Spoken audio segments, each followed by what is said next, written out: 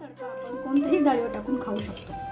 आपल्या घरात लहान मुलं असलं की आपण फिकी डाळ बनवतो, बाकीचे तिखट तर खाऊ शकतात। त्यासाठी हा तडका करून ठेवायचा आणि हा जेवताना डाळीवर टाकून एकदम साधी आणि फिक्की मुगाची डाळ केलेली आहे।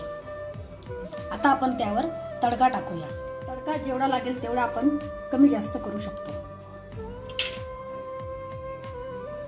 तडका टाकलेला आहे। तडका डाळ तयार। तडका डाळ तयार।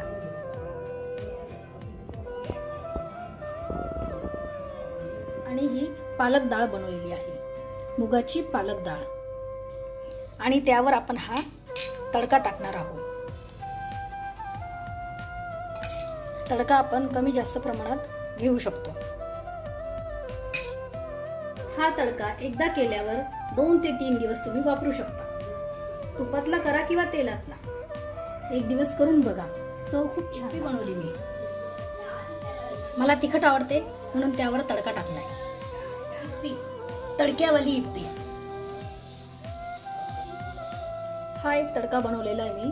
हा तेलाच्या ऐवजी तुपात बनवलेला आहे आणि याच्यात खोबऱ्याचा किस टाकण्याऐवजी ओवा टाकलेला आहे। डाळ मेथी, यावर आपण तडका टाकू। तडका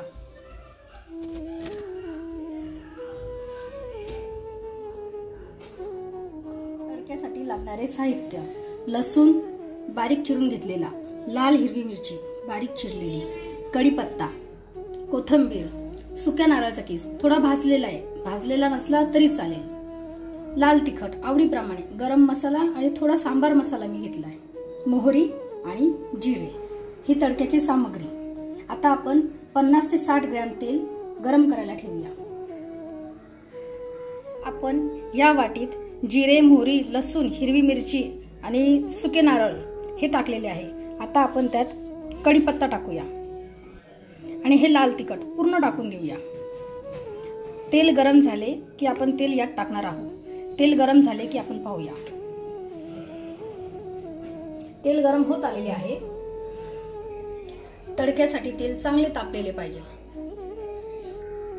तुम्ही बघू शकता तेल चांगले कडकडीत तापलेले आहे। आता आपण गॅस बंद करूया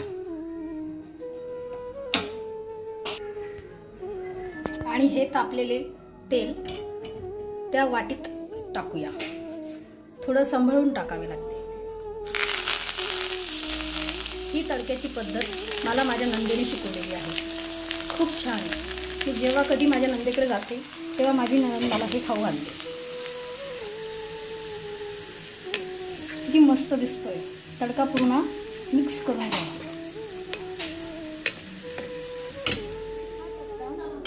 आपण कोणत्याही डाळीवर टाकू शकतो।